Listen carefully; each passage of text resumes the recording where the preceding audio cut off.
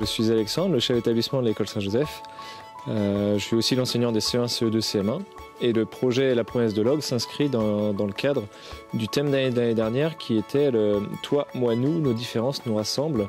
Et on a souhaité travailler ce thème avec une écriture collaborative.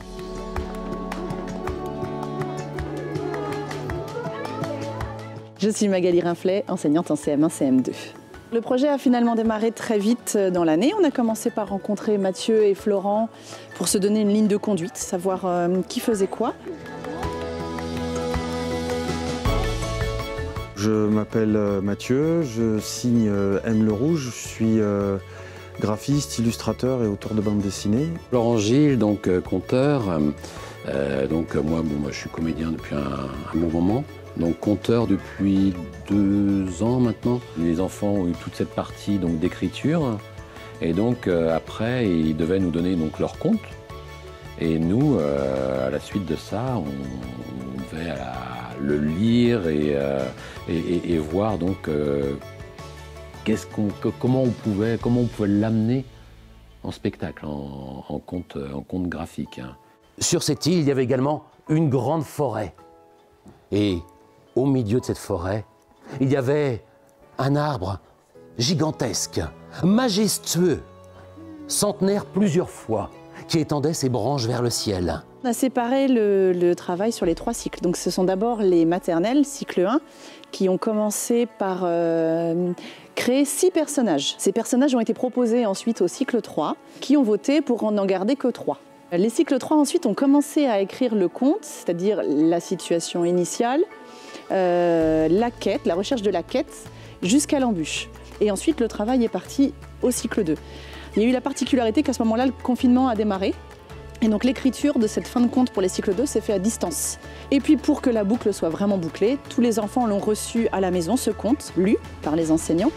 Et les enfants de maternelle ont eu un petit retour à faire, trouver le titre de l'histoire, La promesse de l'ogre.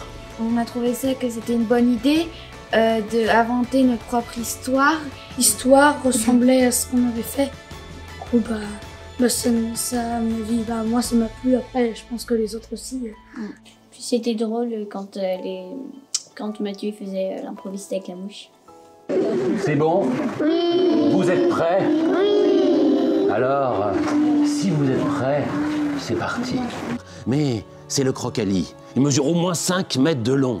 Il a des écailles rouges sur le corps, des grandes bandes noires. Et là, il bouge un petit coup.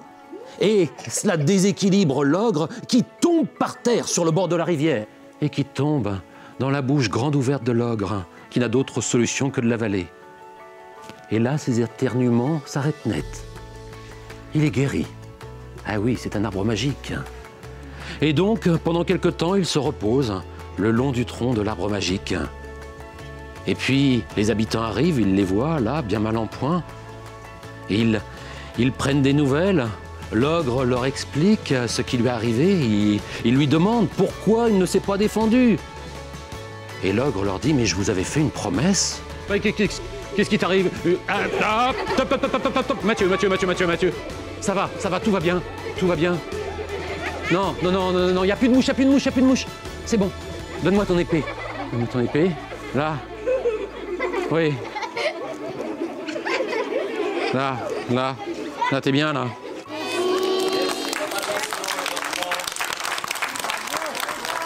On est fiers de notre travail. Bravo.